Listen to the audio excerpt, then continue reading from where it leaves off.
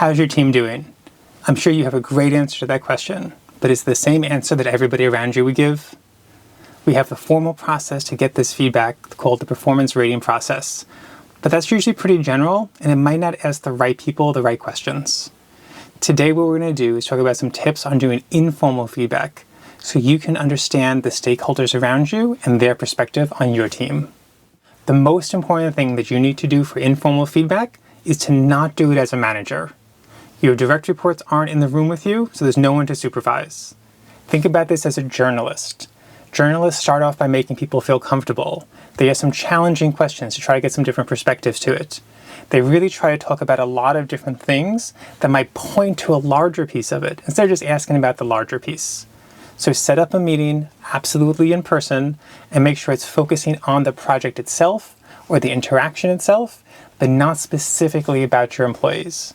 That's going to come. As you have these conversations, you're going to get a really good idea of how this person feels about your workers without specifically asking that question. And you're going to get much better feedback by not putting your stakeholder on the line and making them give really direct answers about your employees. So think about this more holistically with a really good goal of how can I improve how we're working, not specifically how is this one team member doing. Now you have a meeting scheduled. And again, it's focusing on the project that happened, not specifically the people working on it. The stakeholder is going to come to this expecting a casual conversation, and that's what you're going to give them. But you're also going to have a list of questions that you're going to work into the conversation to make sure you get answers to everything that you're interested about. After doing many years of exit interviews, there's one question that above all else helps me find out what's really going on. Can you tell me more about that? It's something you can only do live. It's not going to work if you do a survey. It's really important because there's a lot of stuff that people want to tell you, but they don't feel comfortable talking to you about. Maybe it's something where they like somebody and there's some negative feedback, but they don't want to be negative about the person. Maybe it's something that they might have done wrong or they might not have a lot of knowledge about. You can usually find these types of things when someone talks too much about something or too little about something, or they feel a little awkward about it. If you don't uncover these, you're not going to be able to help solve them. The whole point of this is to get really good feedback about your workers, so you need to dig deep into these, even if it's a little hard. So think about the conversation, think about how the other person is reacting to how you're doing, and then for the really important ones, can you tell me more about that? Dig into a few different things, ask some more questions about it, and I'm sure you're going to find some insights that you never would have found otherwise. At the start of every call, you want to make them feel comfortable.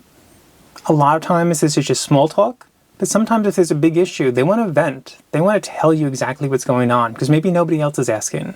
So start really easy, lead into the conversation, and give them the space to sort of decide how they want the interview to go.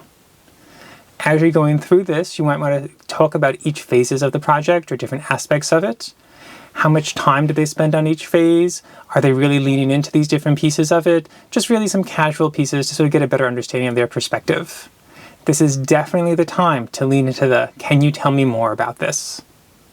Now, once you're going in a good pace and there's a really good flow to it, sometimes people sort of check out and they start to give you the answers that they think you're expecting. That's not useful to us. We want to really dig a little bit deeper. So that's the time that you need to pull in a reversal. You need to think about some question that's going to put them on their back foot a little bit, make them sort of realize that you're not just asking the normal things. A question like this could be, what can your team do better to support our work? Something that's a little more aggressive than they might be expecting. Think about what they're looking for and then try to find in something different to just break them out of that rut a little bit to make sure that we're really talking about important stuff here and not just going through the motions. Sometimes you're dealing with somebody who's angry about the project. Things really didn't go well.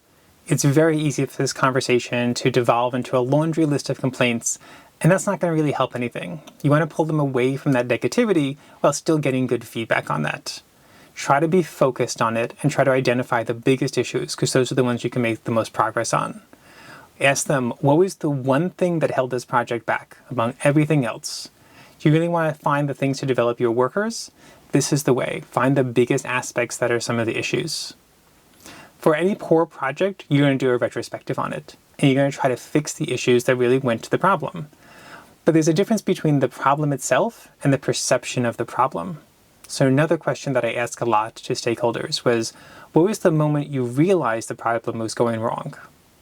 There's a lot of issues that we can work out from a technical standpoint or from a system standpoint, but we also need to think about this from a stakeholder standpoint. And understanding where they felt the project went off the rails is really important in making sure that you can communicate with them better and get in front of this so it doesn't happen again. Sometimes the stakeholder only wants to talk about the technology or the tactics or other things that aren't really the point of the conversation to you. You do want to understand about your workers, and sometimes you need to move the conversation a little bit closer to that. One way to do that is to ask the stakeholder if they felt they had the right level of involvement. In some sense, that's them telling you about how they felt about it, but in reality, it's really saying, did your team members communicate this well enough? Do you need to work with them to talk more, to talk less, to have different tactics around that? You can also ask about the team dynamics. Who is working well together? It's a lot easier to identify a problem that's going on versus just pointing your finger at one person and saying that they had a communication issue.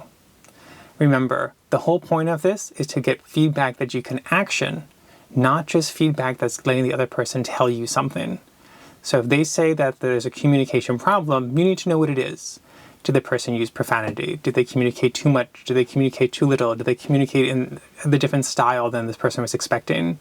Dig a little bit deeper, and you're going to find ways to really open this up a little bit. You can ask questions about, was your employee working at the right skill level? That's a way to sort of understand that, do they have the right technology from this person's perspectives? You want to make sure they're not trying to criticize the worker and talking about things about the worker, about their communications, about their technology skills. That's going to get you much better feedback for them. There's a few things you want to do to close out any informal communication process. One thing to do is ask the stakeholder what future projects they have. That's useful for your roadmap, but it's a lot more useful for the next question you're going to ask about who do they want to work on those projects. Even if someone's not comfortable sharing any negative feedback about a worker, they might not say that they want them on their next project. So it's really good feedback to sort of see who they're asking for and who they're not. You can also ask them, is there anybody else that you should talk to? There's a lot of conversations going on about your team that you're not part of.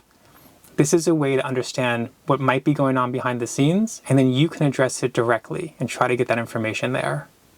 And the last most important question to any of these, is there anything else you want to discuss? Is there anything else we haven't talked about yet?